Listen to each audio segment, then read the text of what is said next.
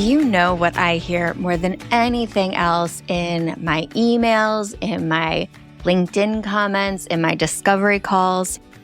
It's that people are embarrassed of their small email list. Because when it comes down to it, we always compare ourselves to our numbers, don't we? Decide that the numbers are what make us important. The numbers are what make us successful, which is not the case at all.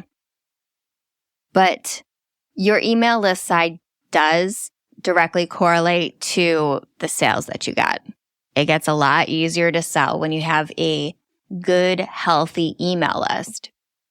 Today, I am doing a recap of the workshop that I recently did, Craft a Killer Lead Magnet, where I brought 56 people through the process of identifying the right lead magnet for their target audience and outlining what it should look like. We included the technical pieces to it, what pages you need for getting those emails, the thank you page, the delivery, all that jazz.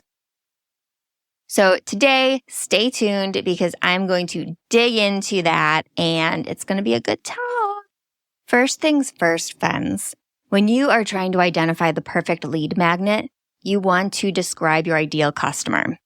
If you haven't already identified your perfect customer, take a look back at some of your favorite customers that you've worked with and identify who it is that you'd want to clone if you could clone them. And now, if you don't have that documented, a quick and easy way to do this is go to ChatGPT and use these 3 prompts. So 1, here's your prompt. Build a persona for title of insert the revenue and industry in location, whatever location you prefer to work in. The goals of this person are, and then talk about what the challenges are that your current customer faces and what goals you typically hear about on sales calls, discovery calls. Include specific details about the goals, pain points, and decision criteria for selecting, and then talk about your offer. So that should be the first prompt. Now do this all in the same thread because ChatGPT saves the information from your previous chats. So start with that. And then prompt 2 should be, what would trigger X to find a solution to the problem X, whatever that problem is that you solve. And then prompt 3, what transformation would they hope for?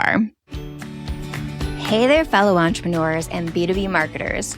Before we dive back into the conversation, let me introduce you to a game changer in the lead generation arena, Leadfeeder.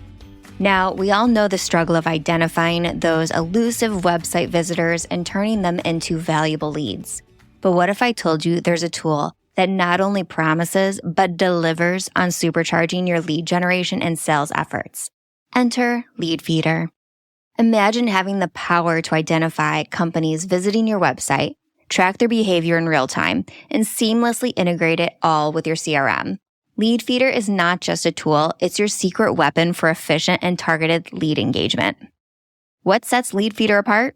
It's the ability to provide detailed insights into visitor behavior, helping your sales team prioritize efforts and close deals faster. With customizable notifications, lead scoring, and GDPR compliance, Leadfeeder is changing the game. Ready to revolutionize your approach to leads and deals? Head over to leadfeeder.com for your free demo today. That's LEADFEEDER.com. Don't miss out on the future of successful lead generation with Leadfeeder.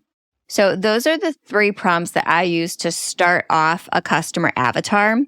But to dig a little bit deeper, there are some additional things that you can do.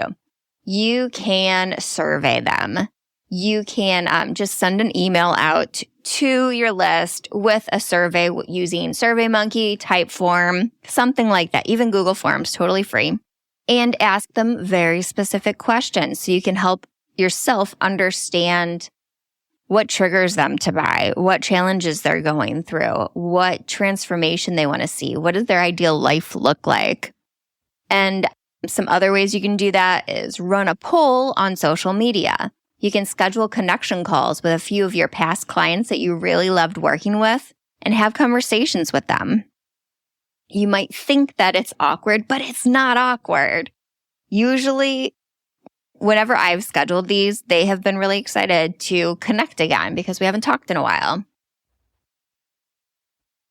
Second, you want to choose a lead magnet format. So I'm going to give you a couple that make sense, but there's tons of lead magnet options.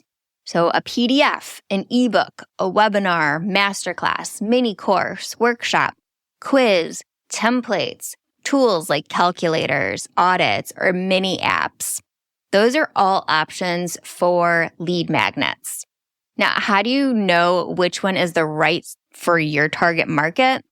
You want to look at what content mediums your audience prefers. What do they ask for? What do you already create and is easy for you to create again? What do you feel comfortable with? What can you create with the resources that you have available to you? Those all help you identify low-hanging fruit, an easy way for you to create your initial lead magnet. 3, how do you identify the right topic for your lead magnet? Take a look at the content you already have created. What is ranking on Google? That is awesome, low-hanging fruit that you can do a content upgrade. So if you have a blog that is killing it in Google, you can use that as a jumping off point, create a template that goes along with it. It's already getting tons of traffic, so you're going to just be capturing more of that traffic. What is your most popular content? What social media posts were highly engaged? Look at those. What kind of questions were being asked? What comments were happening? What was it about? Is there something there that you can turn into a lead magnet? What questions are people asking online? Now, if you don't have an audience and you're not sure what direction to go into Google and those what are they called? Like similar questions. When you Google a question and then it's people also ask, that's what it's called. People also ask. Those are great places to go. And what questions do people ask on your sales calls or in your social media comments? So here's an easy way to do that. This is something that I always do. I record all of my sales calls and I record them with transcripts. So I use Google Meets and you can automatically record all the transcripts. I just take those transcripts, copy and paste them into ChatGPT and ask ChatGPT to find the questions for me. What challenges did they talk about a lot? What triggered them to contact me in the first place? What is their biggest concern? What are their goals? Those are usually talked about in a sales call, so you have pretty much all of the information that you need from that. Now, again, if you don't have the answers, let's say you're starting completely from scratch, you don't have an audience to tap into, you can run polls on social media. You can schedule connection calls with people that you want to work with and just grab some time, pick their brains a little bit about what they're going through. Okay. 4, lead magnet structure. What you want to do is start with the challenge you're addressing. You want to remind the user why they needed this resource in the first place. Next, explain the transformation they can expect from the resource. Teach the thing and make it really easy to digest. So a format that I really love is like challenge, solution, case study on how you've solved that before. 3s are always good. So challenge, solution, case study, challenge, solution, case study, challenge, solution, case study. 3 times, and that's an amazing lead magnet structure. And then end with your offer. What is an offer that you have that is directly related to that lead magnet? And give some sort of fast action pricing on it. No, you get $200 off if you purchase this within 5 days. Fast action offers always do well. You could also go with bonuses if that's something that your audience prefers, but I have found that money talks and a discount is always beneficial. Okay, Once you've done all of those things, you need to start thinking about how you're going to promote your lead magnet. So to prepare for promotion, we're going to create headlines and value propositions. And this is how I do it. You want to outline the lead magnet. All right, we just did that in step 4. And then write down your ideal customers' challenges and the benefit that they would get from the lead magnet so you can connect those dots. And then jot down the transformation they can expect after your lead magnet. Connect everything to the challenge so it's something that they can relate to. Challenge, benefit, challenge, benefit. Now, all of these little sound bites that you create here are things that you can use on social media, in your email, on your landing page. They're all really helpful and can be used pretty much everywhere. So here's an example. Let's say the lead magnet is a webinar, how to use events to fill your funnel. And here are some sound bites that I can use in email, social, etc. Tired of your pipeline drying up? Events will fill your pipeline faster. That's a word echo. That's kind of meh, but you get it. Get booked out with a single event. Fill your events, fill your pipeline. Go from begging for leads to turning them away. Those are just some examples of sound bites that connect the challenge to the benefit that they would get. Okay, so you have your lead magnet outlined. You have an idea of what you can talk about to get people to actually sign up for that lead magnet. Now you have to actually create it. So let's talk about the technical setup. You will always need 3 pages, no matter what type of lead magnet you choose. So those pages are the form page, that would be the landing page where that gates the lead magnet. Thank you page. Don't underestimate the thank you page. That's where you can send people to your other content. Thank you for signing up for the lead magnet. Check out these 3 episodes of my podcast that will help you get to the next level on X, whatever that lead magnet's about. And then the delivery page. This is where your lead magnet lives. So you will always need those 3 pages, but there are tools that allow you to do all of that in one. So Squarespace has all of those pieces connected. Flowdesk has all of those pieces connected. So does MailChimp. I'm sure there's a bajillion others, but those are the ones that I'm aware of right now. And then automate everything you can. So automatically send an email with delivery. Always deliver your lead magnet in an email so people aren't given fake emails to get access to your lead magnet. Automatically add them to the right segment so you know how to, what they would be interested in buying from you later.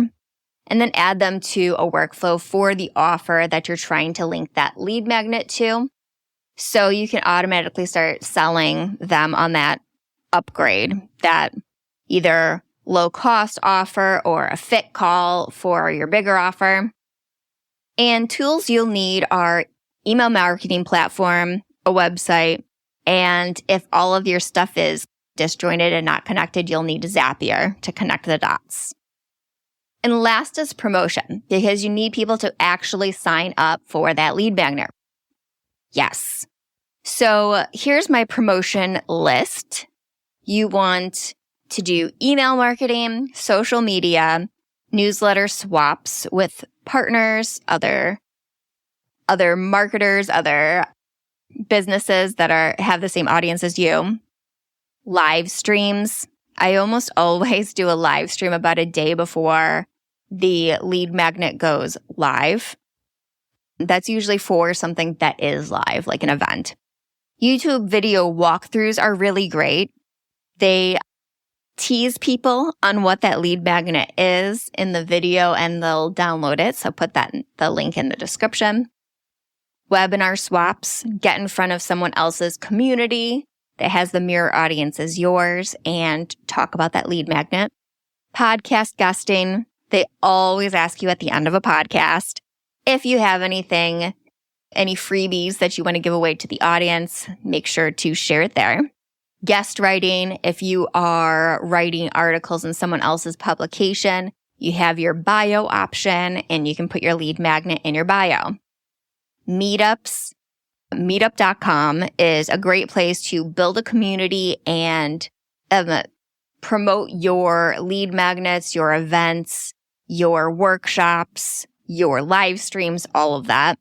Eventbrite, same deal. You don't build a community on Eventbrite, but it does push out your events, if that's what you're doing for your lead magnet, to a new audience. Advertising, I don't ever spend any ad dollars, but many people do, so I'm putting it on the list. And then partnerships. Anytime that you can partner with someone who has the same audience as you is a win and gets you in front of new people. All right, my friends. So that is a recap of what I talked about in my lead magnet workshop. I am going to drop a link in the description so you can sign up for the waitlist when my next workshop is happening. I usually do one a month.